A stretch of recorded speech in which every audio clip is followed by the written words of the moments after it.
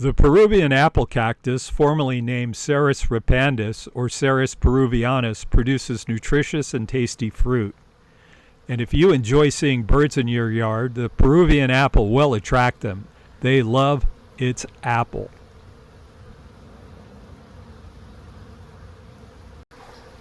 I live in USDA Growing Zone 10A, and this Peruvian apple cactus has required little maintenance. My yard soil is very rocky and sandy with some loam.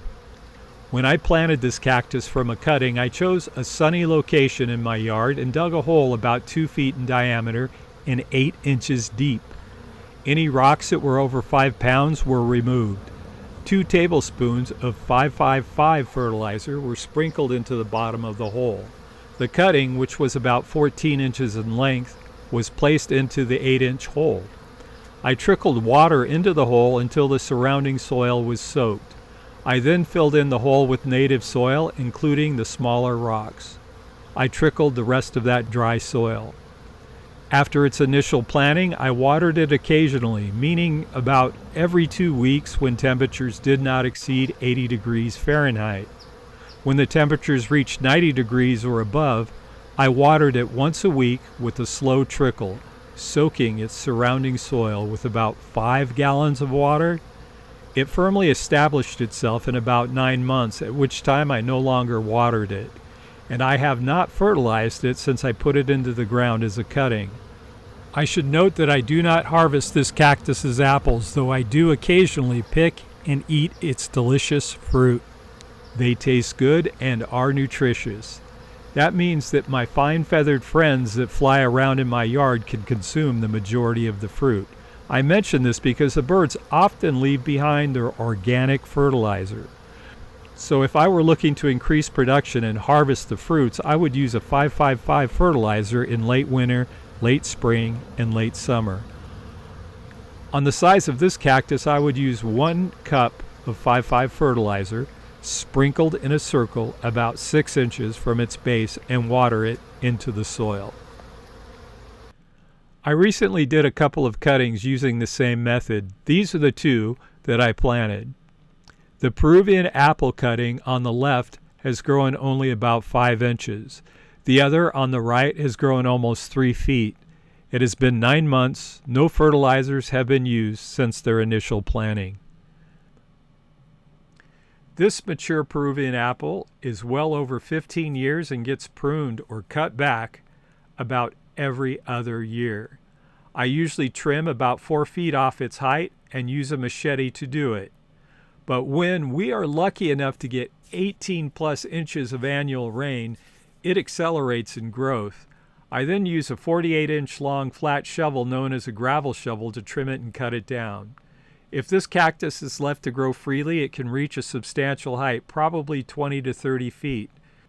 Because I live in a high wind zone, its branches or arms can break off and be a risk to property, people, and pets. That's why this one is kept trimmed. The other 2 cuttings I showed earlier are allowed to grow freely as they are in a place where neither pets nor people mingle. This cactus produces beautiful flowers. It blooms in the evening through nightfall and starts closing up at sunrise. It produces an abundance of nectar, as you've noticed that the bees are highly attracted to its blossoms. They will try to feed on this as long as there is daylight. That leaves the bees about 20 to 30 minutes before nightfall calls them back to their natural hive they've constructed in my yard. They took up residence over 20 years ago and are extremely docile. I have never been stung, nor have my dogs. For some reason, many people know of the dangerous bees popularized as vicious stingers. The bees in my yard are not the Africanized honeybee species, also known as killer bees. In short, if they were aggressive, they would have been removed immediately. Here is a picture of the flower fully opened at nightfall.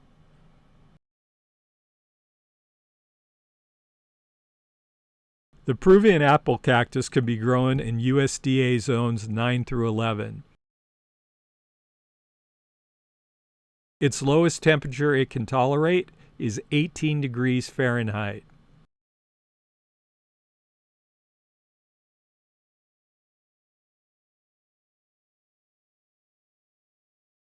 Let's take a look at its fruit, or in this case, its apple. Have a look at it. Not right. But there is the fruit.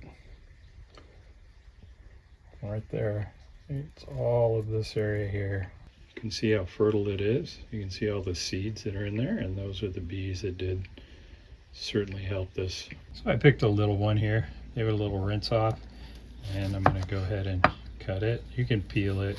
I'm going to cut it because I'm going to pop this in my mouth and just describe the texture and the flavor. Just to show you, you can peel it. See, it just comes right out. Very sweet. The seeds are crunchy. Similar between a kiwi fruit in texture and an actual apple.